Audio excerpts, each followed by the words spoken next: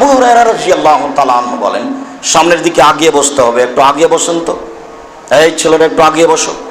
জি সম্মানিত দিনী ভাই বোন, একটু আগিয়ে বসুন তো। দ্রুত যে জায়গাটা ছেড়ে দেন না, নিজের জায়গাটা ছেড়ে দেন।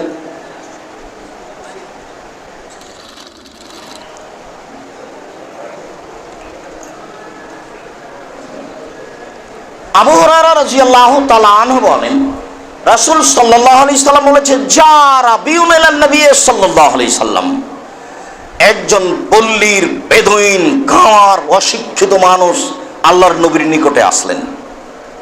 পড়াশোনা জানেন না, একবারে গাঁওয়ার অশিক্ষিত মানুষ এসে বলছেন, মাতাশা কিয়ামত কবে হবে? তখন আল্লাহ রাসূল বলছেন, ইজা জয়াতিল আমানাত ফান্তাজের সাত, যেদিন 10 পয়সা ধ্বংস হবে সেদিন কিয়ামত হবে। তখন পল্লীর বেদুইন অশিক্ষিত মানুষ বলছেন, কাইফা ইয়াজাতুহা, 10 পয়সা কিভাবে ধ্বংস হয়? তা তো আমি বুঝতে পারলাম না, 10 পয়সা কিভাবে ধ্বংস হবে? তখন আল্লাহ রাসূল বলছেন, এই যা উসদাল আমরে লাগাইরি আহলিহি ফান্তাজের সাত, যেদিন দায়িত্ব অযোগ্য ইতর শ্রেণীর মানুষের হাতে দেওয়া হবে সেদিন 10 পয়সা ধ্বংস হবে।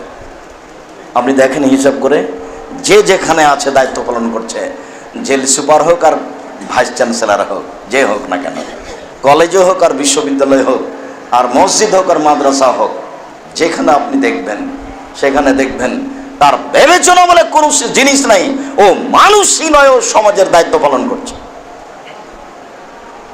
তার যে ধর্মকর্মের ব্যাপারে তার কাছে কোনো বিবেচনা নেই, এই কথা মুহাম্মদ সাল্লাল্লাহু আলাইহি সাল্লাম বলেন।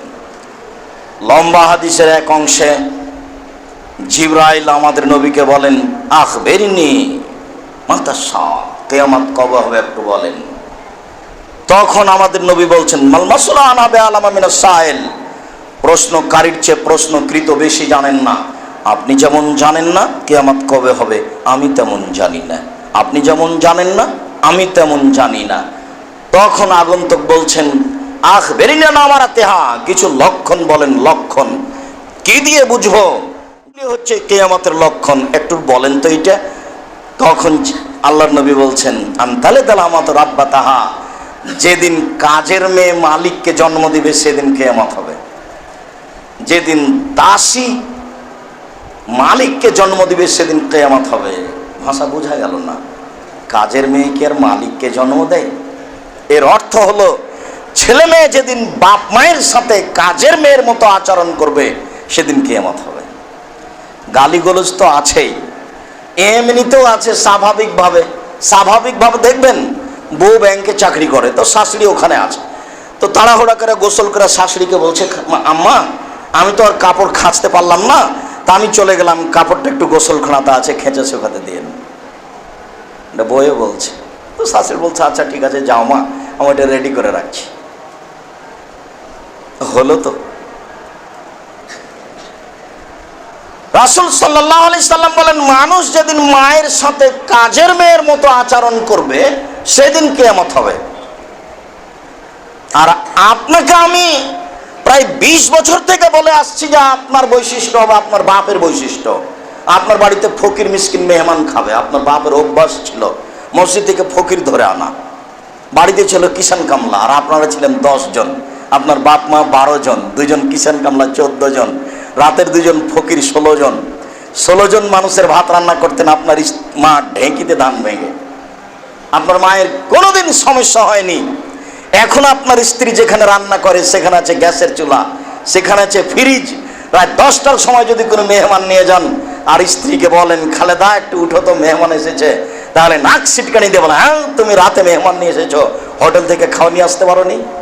আজও যদি আপনার মায়ের বয়স 80 বছর হয়, যদি ঘরে থাকে এই কণ্ঠ যদি শুনতে পাই, দৌড়িয়ে এসে বলবে, থাক বেটা বৌমাকে উঠেছ না, আমি খানা পানি ঠিক করে দিচ্ছি। আপনার মা আজও পারে, আপনার বউ পারে না।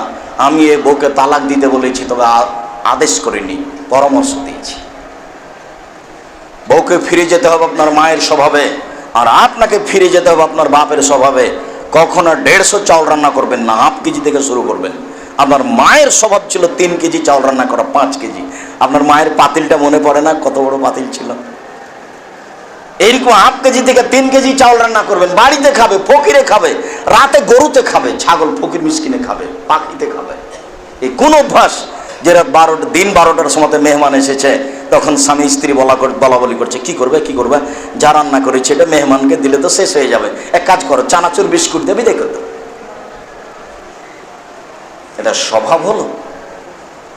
সম্মানিত দিনী ভাই বোন, এগুলো কিয়ামতের পূর্ব লক্ষণ, কিয়ামতের পূর্ব লক্ষণ।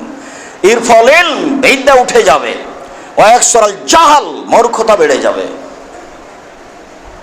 ওয়াকসরা শারবুল খামর, নেশাদার দ্রব্য পান করা বেড়ে যাবে, বিড়ি তামাক জর্দা সিগারেট গুল এটা স্বাভাবিক খাদ্য হবে। ওয়াকসরা জেনা, অবৈধ সম্পর্ক বেশি হয়ে যাবে, ওয়াকিলা রেজাল, পুরুষ কমে যাবে, ওয়াকসরা নিসা, মহিলা বেশি হয়ে যাবে, হাতে এখন আলে খামসিনা ইমরাল কাইমুল ওয়াহিদ, একজন পুরুষের অধীনে থাকবে 50 জন নারী। রাসূল সাল্লাল্লাহু আলাইহি ওয়াসাল্লাম 50 বললেন না, এ দিয়ে অনেক বললেন। বিদ্বানগণ বলছেন আরবিতে 50 শব্দ ব্যবহার হয়, 70 শব্দ ব্যবহার হয়, অনেক অনেক অনেককে বোঝানোর জন্য আল্লাহ রাসূল বললেন অনেক হবে, অর্থাৎ একজন পুরুষের অধীনে 50 জন নারী থাকবে, অনেক নারী থাকবে। কিভাবে? তখন কোন বিদ্বান বলছেন যেহেতু সমাজে পুরুষ মারা যাবে, কাজেই মা, চাচি, খালা, ফুফু এইভাবে তার অধীনে থাকবে। আর প্রায়ই বলছেন এর অর্থ হলো মানুষের এরকম থাকবে অবৈধ সম্পর্ক। তাই তো ঢাকা বিশ্ববিদ্যালয়ে জাহাঙ্গীরনগরে 100 জন মহিলার সাথে জেনা করতে পারলে তার নাম হলো সেঞ্চুরি। মানে এটা হবে জেনা বন্যার মতো বেড়ে যাবে, বেহিসাব জেনা বাড়বে, তাই নারী কমে বেশি হবে আর পুরুষ কমে যাবে। এই কথা রাসূল সাল্লাল্লাহু আলাইহি সাল্লাম বললেন। বিষয়টি বিবেচনার জন্য অনুরোধ জানাচ্ছি। আল্লাহু সাল্লাল্লাহু আলাইহি আলহামদুলিল্লাহ।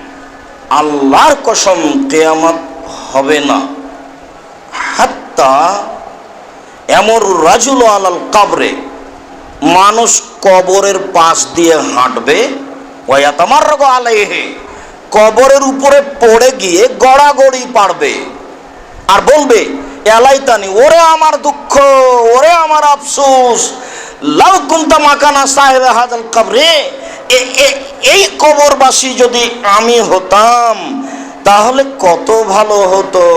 লাইসা বিদ্দিন লিবিল বালা, সমাজের সমস্যা এত বাড়বে, সমাজের সমস্যা এত বাড়বে, বিপদ এত বাড়বে, যারা বেঁচে আছে তারা বলবে মরে গিয়ে এই কবরবাসী যদি আমি হতাম তাহলে ভালো হতো। কেন যে বেঁচে আছি বুঝাতে পারিনি। রাসূল সাল্লাল্লাহু আলাইহি ওয়াসাল্লাম বলছেন এটা সমস্যা বাড়বে, এই জন্য মানুষ বলবে, কবরের উপরে গিয়ে গড়াগড়ি পারবে সমস্যার কারণে, আর বলবে যে ওরে আমার দুঃখ, আমি যদি এই কবরবাসী হতাম। রাসূল সাল্লাল্লাহু আলাইহি সাল্লাম বলেন ওয়াল্লাযী নাফসি বিয়াদিহি, আল্লাহর কসম কিয়ামত হবে না অতদিন পর্যন্ত এতাফাসাদুনা ফিত তারিকে কামা তাসাফাদাল হিমার, গাধা যেমন গাধীর সাথে মিলে লজ্জা বুঝে না, ষাঁড় যেমন গাভীর সাথে জেনা করে লজ্জা জানে না, মানুষ তেমন রাস্তাঘাটে খোলা মাঠে জেনা করবে লজ্জা বুঝবে না। এই দিন আসার পূর্ব পর্যন্ত কিয়ামত হবে না। সাহাবীগণ বলছেন আয় কোনো আজা, এটা হবে। এটা কি হবে? আল্লাহ রাসূল বলছেন লা ইয়াকুনান্না, অবশ্যই অবশ্যই হবে। এর পূর্ব পর্যন্ত কিয়ামত হবে না।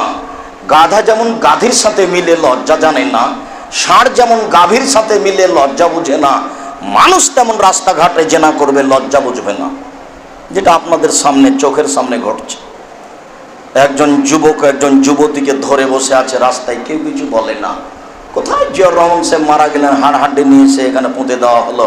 যে রাস্তাতে মিনিটে লক্ষ মানুষ হাঁটে, এমপি, মন্ত্রী, চেয়ারম্যান, মেম্বার, রাস্তার সাধারণ শিক্ষিত অশিক্ষিত সব মানুষ চলে, দিন ধরে পুরো দিন যুবক যুবতীর রানের উপরে মাথা দিয়ে শুয়ে আছে, পুলিশ দারোগা ওসি পাশে বসে আছে, কেউ কিছু বলে না। বলা নাকি যায় না, কেউ কিছু বলে না, বলা নাকি যায় না। সবাই নাকি পশু, কেউ নাকি মানুষ নেই। যদি মানুষ হয়তো বলে না কেন? আল্লাহ নবী বলছেন খারাপ দেখলে বলবে, তো বলে না কেন? কেউ বলে না কিছু, বলা নাকি যায় না, বলাই নাকি অপরাধ। এ কথা রাসূল সাল্লাল্লাহু আলাইহি ওয়াসাল্লাম বলছেন কিয়ামত হবে না অতদিন পর্যন্ত।